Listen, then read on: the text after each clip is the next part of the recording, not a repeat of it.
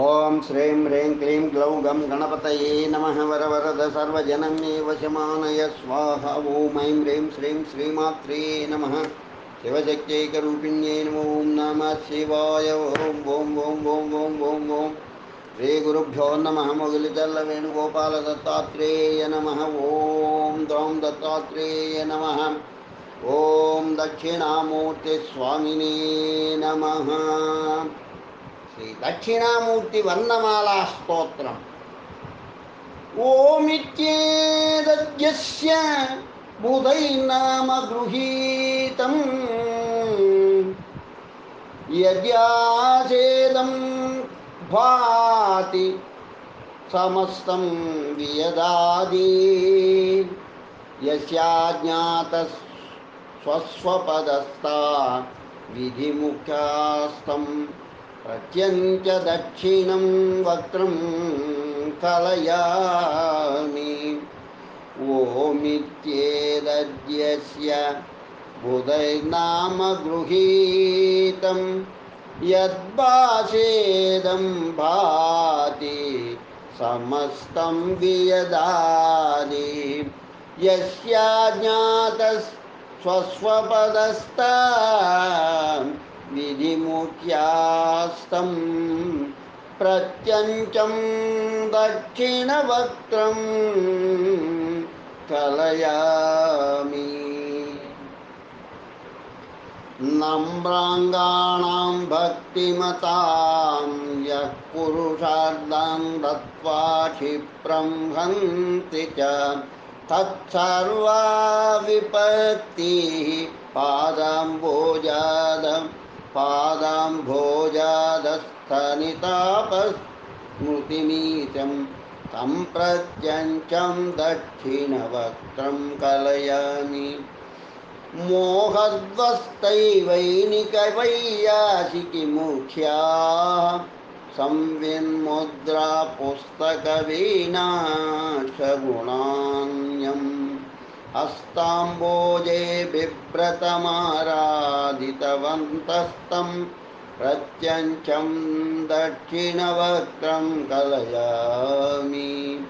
भद्रारूढं भद्रतमाराधयितॄणम् इतॄणां भक्तिश्रद्धापूर्वकमीशं प्रणमन्ति आदित्यायं वाञ्छितसिद्धैकरुणाब्धिं तं प्रत्यञ्चं दक्षिणवक्त्रं कलयामि। गर्भान्तस्था प्राणिन ये ते भवपाशच्छेदे तक्षं निश्चितवन्तः शरणं यम् आराध्याङ्घ्रि प्रस्फुरदम्बोरुहयुग्मं तं प्रत्यञ्चं दक्षिणवक्त्रं कलयामि।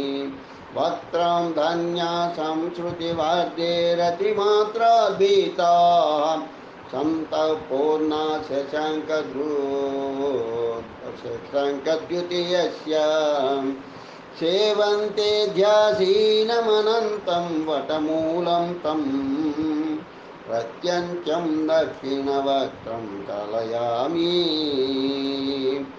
तेजस्सोमैरङ्गदसङ्घट्टित भास्वन्माणिक्योत्तये माणिक्योत्तैर्भासि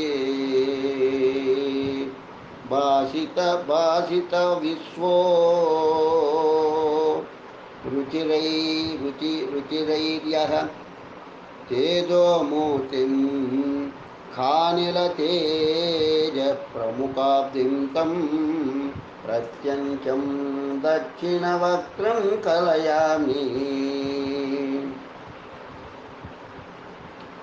दद्याद्यादि द्रव्यकर्माण्यखिलानि त्यक्त्वा काङ्क्षां कर्म फलेष्वत्र करोति यज्ञिज्ञासां रूपफलादीक्षितदेवस्तं प्रत्यञ्चं दक्षिणवक्त्रं कलयामि।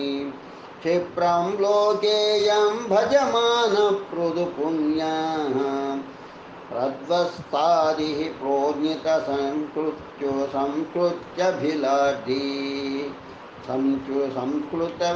संकृत्यखिलाटिः प्रत्यग्भूतं ब्रह्मवरं सम्भ्रमते यस्तं प्रत्यञ्चं दक्षिणवक्त्रं कलयामि नानीत्येवं यन्मनुमज्य स्थितवर्णान् भक्तः काले वर्णगृहीत्यै प्रजपन्तः मोदन्ते सम्प्राप्त समस्तश्रुतितन्त्रास्तं प्रत्यञ्चं दक्षिणवक्त्रं कलयामि मूर्तिश्चाया निर्जितमन्दाकिनिकुन्दप्रालेयम्भोराशि राशिसुधाभूतिसुरेभा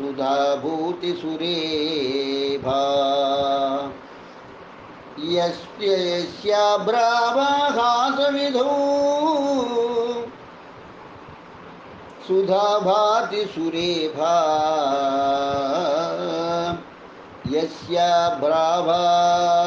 यस्याभ्राभासविधौ दक्षशिरोधिस्थं प्रत्यञ्चं दक्षिणवक्त्रं कलयामि तप्तस्वर्णछायजटाजुटकटाक्षप्रोद्य वीचिवल्लिविराजसुरदिन्दुं सिन्धुं नित्यं सूक्ष्मं नित्यनिरस्ताखिलदोषं तं प्रत्यञ्चं दक्षिणवक्त्रं कलयामि येन ज्ञातेनैव समस्तं विदितं स्यात् यस्यादन्यत्यस्तु जगत्यां च शृङ्गम् यं प्राप्तानां नास्ति परं प्राप्यमनादिं तं प्रत्यञ्चं दक्षिणवक्त्रं कलयामि मत्तो मारो यस्य ललाटाक्षि भवाग्नि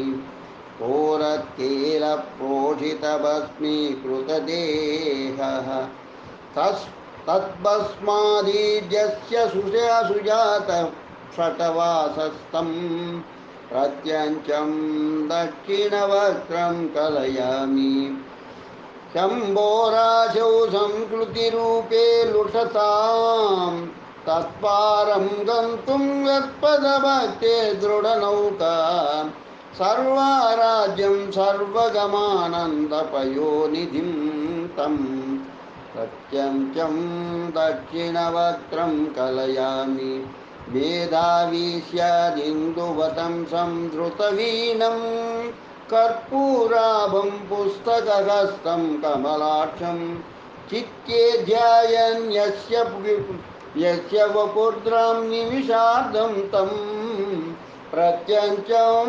दक्षिणवक्त्रं कलयामि धाम्नां धामा प्रौढरुचीनां परमं यत्पूर्यादीनां यस्य सहेतुर्जगदादेः एतावान्यो यस्य न सर्वेश्वरमीड्यं तं प्रत्यञ्चं दक्षिणवक्त्रं कलयामि प्रत्याहारा प्राणनिरोधधि समस्तैर्भक्तैर्दान्तैः संयतचित्तैर्यतमानैः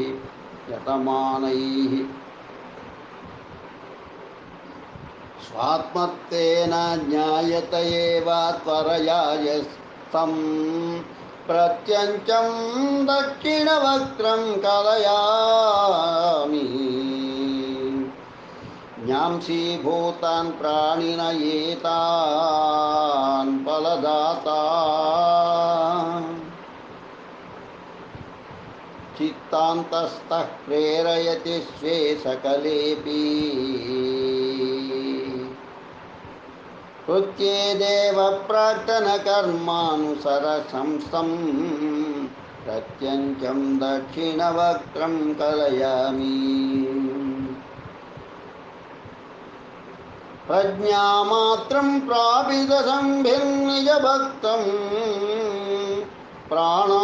प्राणाक्षादि प्रेरयितारं प्रणवार्धं प्राहुः प्राज्ञाविदितानुश्रवतत्त्वात्तं प्रत्यंशं दक्षिणवक्त्रं कलयामि यस्य ज्ञानादेव नृणां संसृतिबोधो यस्य ज्ञानादेव विमोक्षो भवतीति स्पष्टं ब्रूते वेदशिरो देशिकमाद्यं तं प्रत्यञ्चं दक्षिणवक्त्रं कलयामि छन्ने विद्यारूपपटेनैव च विश्वं यत्राद्यस्तं जीवपरेशत्वमद्विषमपीदम् भानुर्भानुशम्भुवदस्ताकिलभेदं तं प्रत्यञ्चं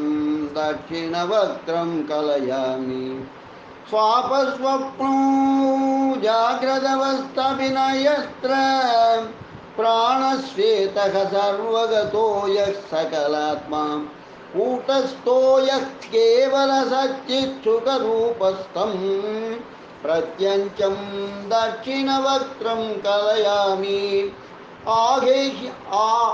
आहेत्येवं विस्मयमीयुर्मुनिमुख्या ज्ञाते यस्मिन् स्वात्मतयानात्मविमोहः प्रत्यग्भूते ब्रह्मणि यातः कथमित्थं तं प्रत्यञ्चं दक्षिणवक्त्रं कलयामि यैषारं यैर्मत्तमयूराभिधवुक्तैर्वृत्तैरादौ क्लुप्तायन्मनुवर्णैर्मुनिभङ्गी तामेवैतां दक्षिणावक्त्रः कृपया सा पूरीकुर्याद्देशिकसम्राट् परमात्मा